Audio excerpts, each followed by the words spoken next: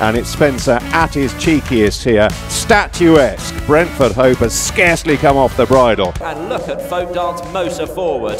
This is a Spencer special and a half here. Has cruised up to the girth of Chicago Doll, and he hasn't even blinked. Good morning, everyone.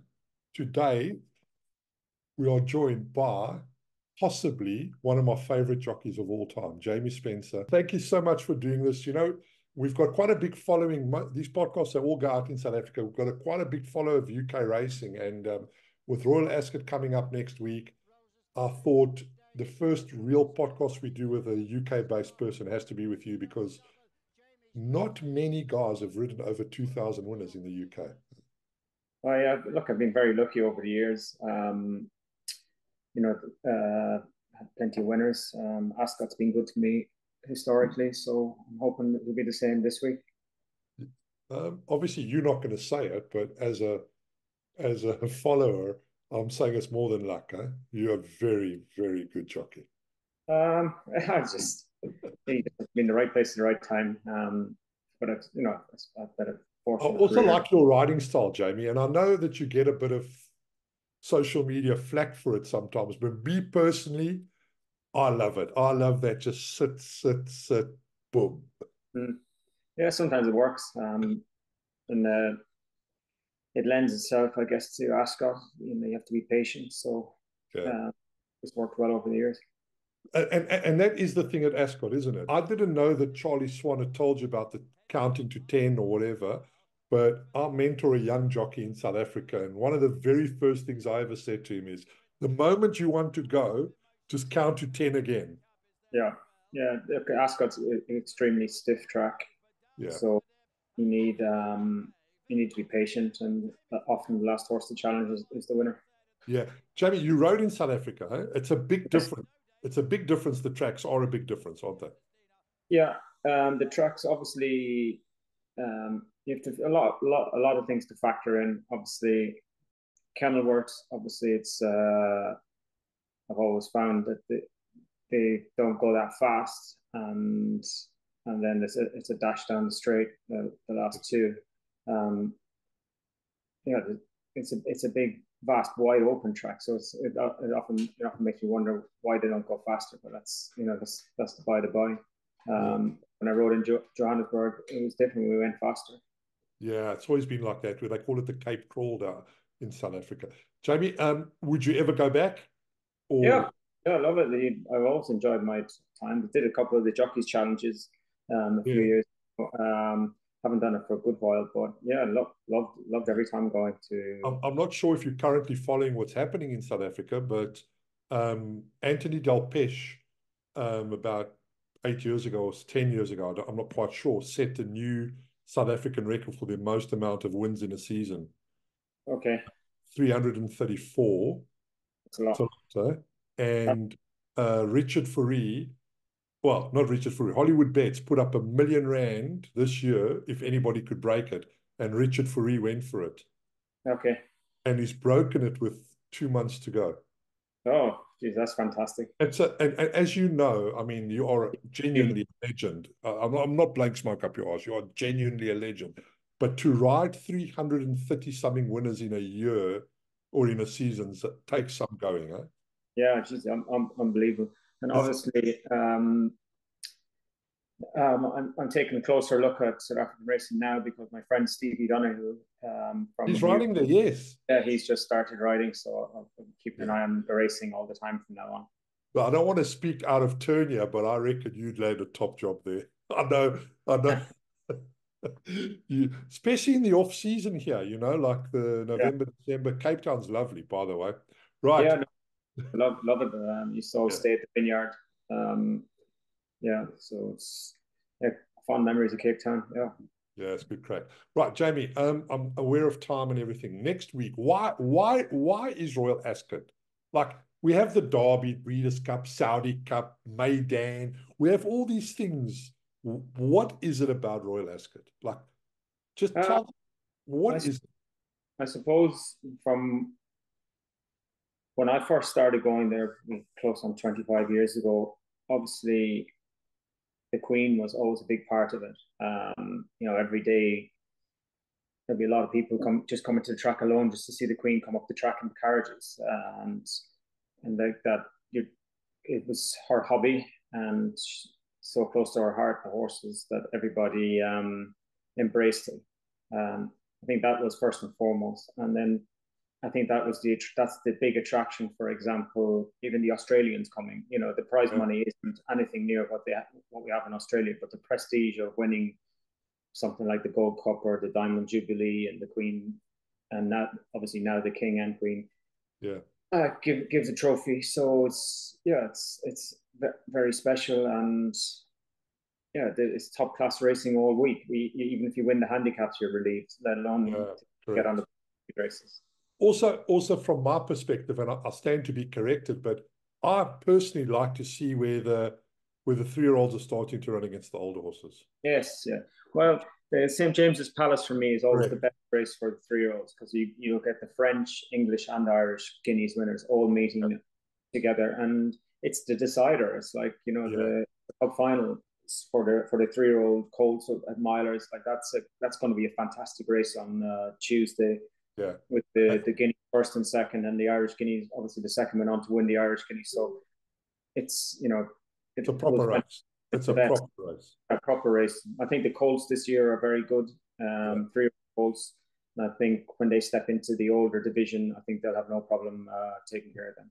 My two, like me personally, I love the St. James's Palace, and I love the Arc. I just feel that the Arc comes at just the right time of year, where all the wheat has been, all the wheat and the chaff have been separated.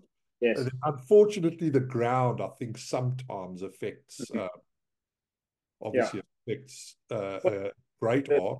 The thing with the St. James's Palace is that, you know, the dreaming is over. After 2,000 guineas, you know, people do the winter, live in the dream, and then the next thing, the ones that bomb out, well, they obviously step back down and run in the Jersey or something, or just aren't good enough, or maybe they were sprinters or whatnot. Whereas St. James's Palace is always chock full of, you know, every horse has a chance that's in the race generally, and it's a tactical race, but I think it'll be very good to watch. Yeah, have you won it?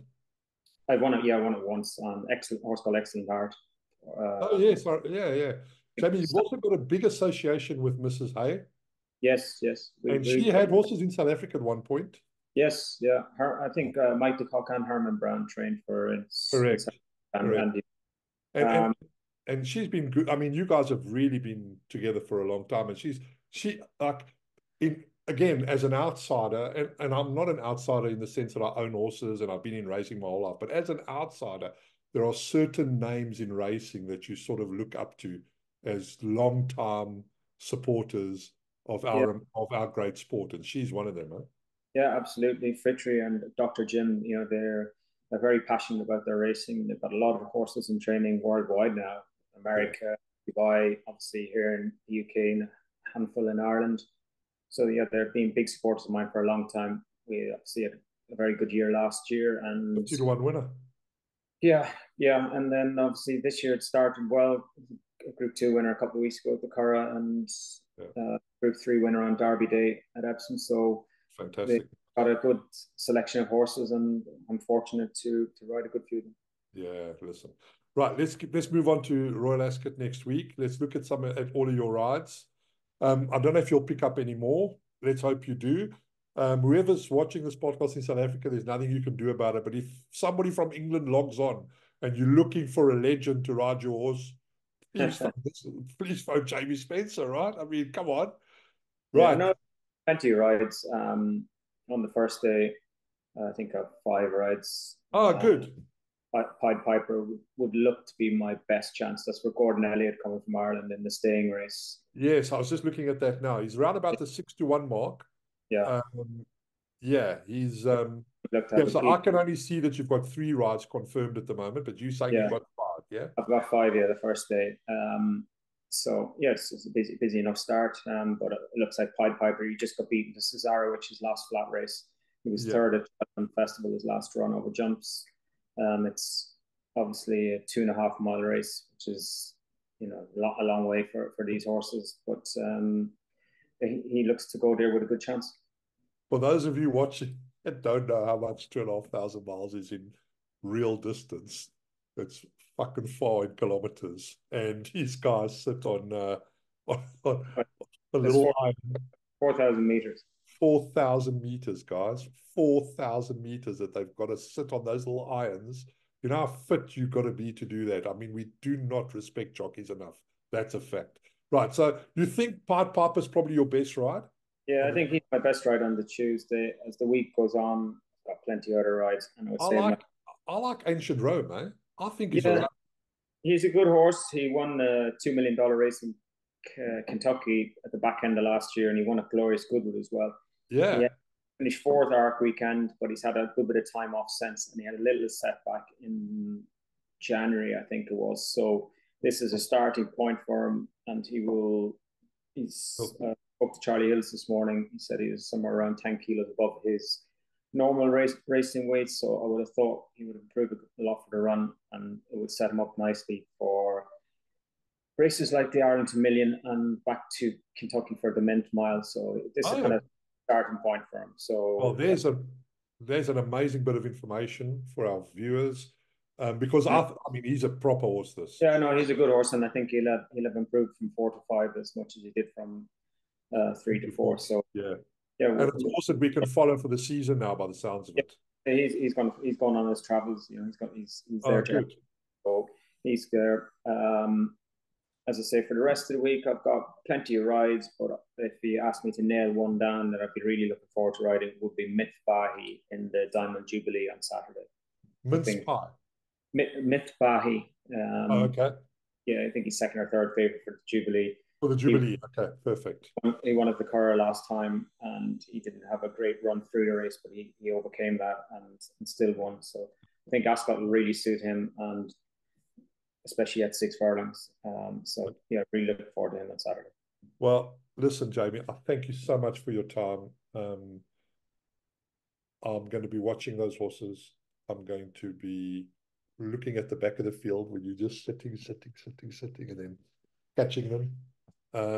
I'm sure the viewers will love it. Hopefully we can do another 1 or 2 of these over the course of the year. If I bump into you, I'm not sure what it is, but I'll buy you either a Coke or a beer to say thank you. No problem. I really appreciate this. And the old man, Sean Ellery, says thank you very much for helping me out. Not at all. And make sure everyone supports my friend Stephen Donoghue in South Africa. That's all I ask. Oh, okay. Well, listen, let's give Stevie a mention. I saw he rode in Cape Town. Is he based? Do you know a lot? I mean, he's based in Cape Town as of maybe 2 weeks ago, and very good jockey. Rode a lot for William Haggis. Won the German Guineas 2 years ago. Okay. Well, so he's a good jockey, and just hope he gets his turn of luck.